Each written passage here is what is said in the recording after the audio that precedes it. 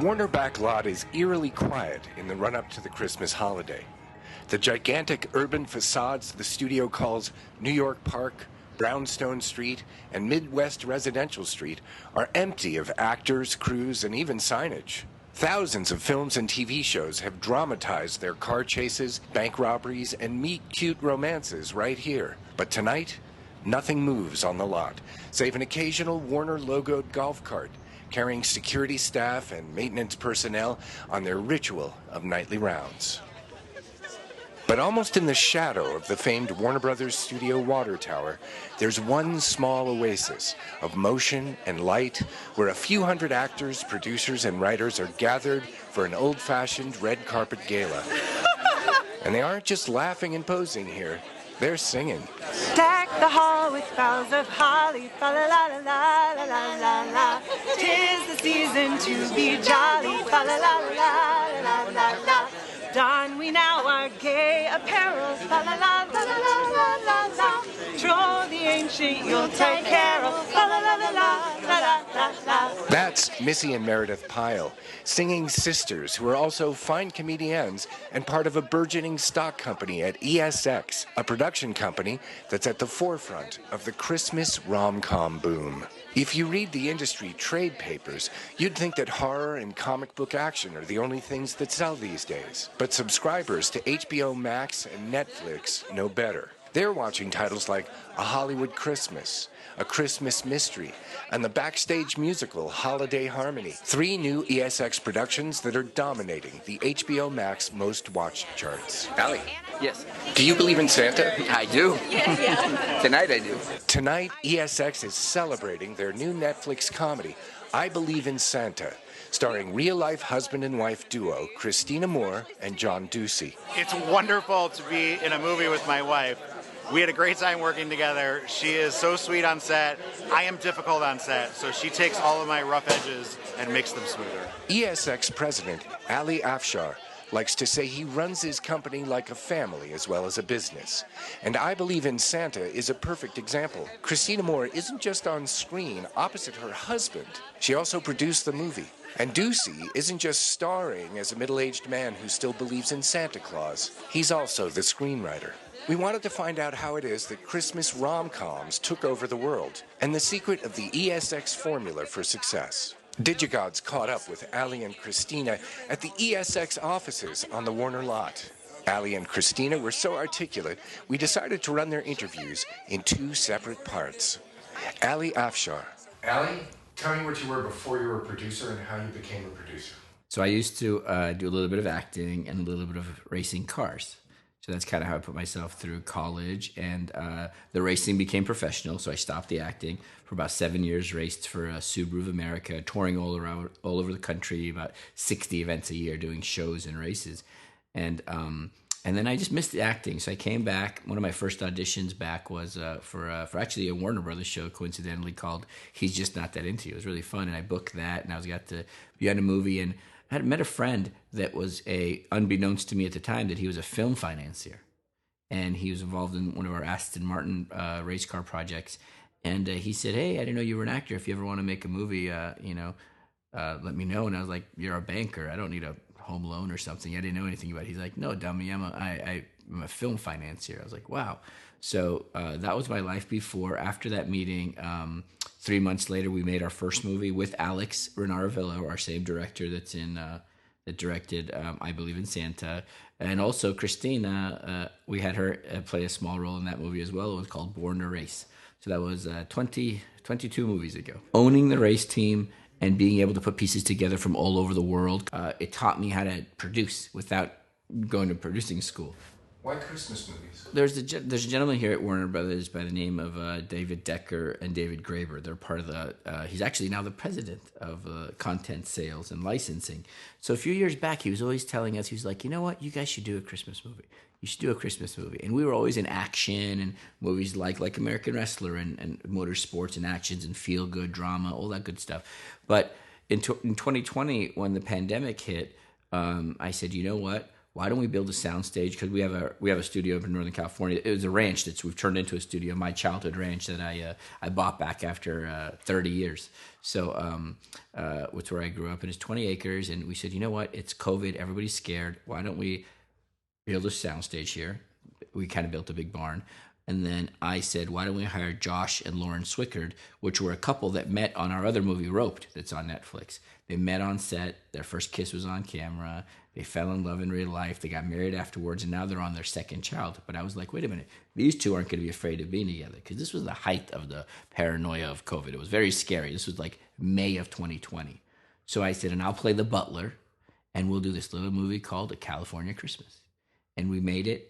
And that same team of David Decker and David Graeber sold it to Netflix, licensed it to Netflix, and it became the #1 movie in the world for like 2-3 weeks straight, this little Christmas movie we did. So that led to Netflix ordering another slate for 2021. That led for HBO Max ordering another slate for 2022. And now we're already in pre-production working on our slate for 2023. So the themes have always been the same: American Dream, Shed a Tear, Leave with a Smile, Underdog, Diversity. I mean, our movies were diverse in 2014, 15 when we started, way before it was fashionable to be diverse. We had female leads in our first 5 movies. We had African-American leads in 2 right after that. We had Middle Eastern leads, which has never been done before. American Wrestler was the first studio-released movie ever to show an Iranian in a positive light as a lead. So it's really cool. So that's kind of the idea of, that's where Christmas movies started from. So it was, extension. It's not like we went from horror to Christmas. We always had, even our action movies had feel-good, American Dream type of messages. And me being born in Iran and coming to America, again, the premise of American Wrestler, I really appreciate, and I think I value maybe more than some people that are American. They kind of take it for granted. Like, it's not perfect. America's not perfect, but it definitely allows me to come from there and be able to do this. And I think a lot of other areas of the world and other countries don't allow that. And I think if you're born here and raised here, you don't fully understand how lucky you are. When you talk about your projects and the interconnections between them, I get a real sense of, whether it's conscious or unconscious, this idea of family within the professional unit. Mm-hmm. Can you speak to that at all, about that being a priority? People usually do refer to ESX Entertainment as like a family, whether it's here at Warner Brothers or anybody that gets to know us really well. And we really, it's true, we are a family, whether it was on the motorsports side, which some of our ESX Entertainment side started in the motorsports side, like Christina Moore, and we've been friends for 20 years. I think my being born in Iran, having a sick mom, my mom passed away from cancer when I was very young. I think what it did, it gave you a perspective of a no asshole policy. So if you're not if we've had a few assholes, they're not around with us anymore. But it's like, we're not curing cancer. We're making movies. It costs nothing to be kind, as my former partner Forrest Lucas of Lucas Oil used to say, the self-made, amazing man. So if you're a good person and you like what you're doing and you like this business, we've had the same producers on our movies for 6-7 years now. We're 20 movies. We rotate producers. We've had a couple of directors that we've become fond with, Alex and Sean Piccinino, and Brett Hedlund directed one. Gabrielle Tagliavini, she directed a series we did. So we have a handful of people, but I don't know. I like loyalty. I like family. I like taking care of people and people take care of us. And I think that's kind of our foundation, and then that bleeds into the stories we tell. At this moment, it seems like there's a limitless appetite for Christmas rom-coms. I mean, just limitless. I think it's multiple factors. I could be like a little big-headed and say it was us, but in 2020 there wasn't any. There was only like 3, and we were one of the 3.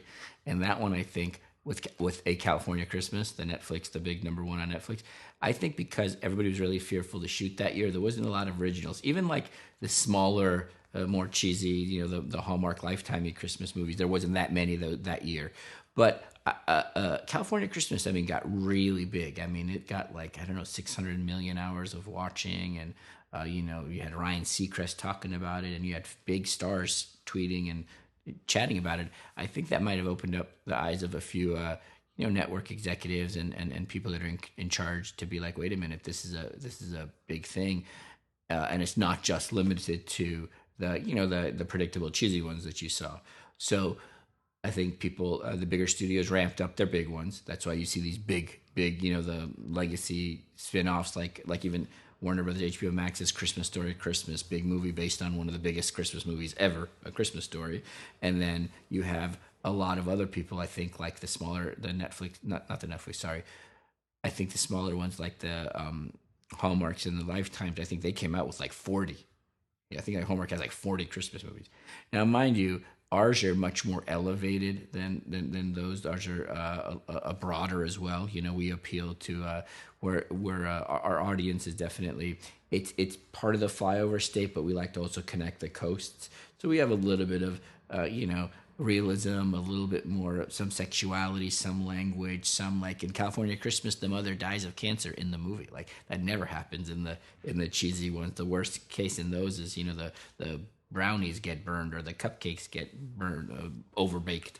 So I think bringing that realism might have opened up people's eyes to be like, oh, wait a minute, these are different. I mean, when you read a lot of the reviews, they're like, oh, we thought this would be just a predictable Hallmarky kind of movie, and no, this is great, or it's funny, or it's witty. Like Hollywood Christmas is really witty, it's really smart. It's a meta movie within a movie, And then I Believe in Santa is a whole nother philosophical debate, because it really can't be proven either way. So, it's faith. How do you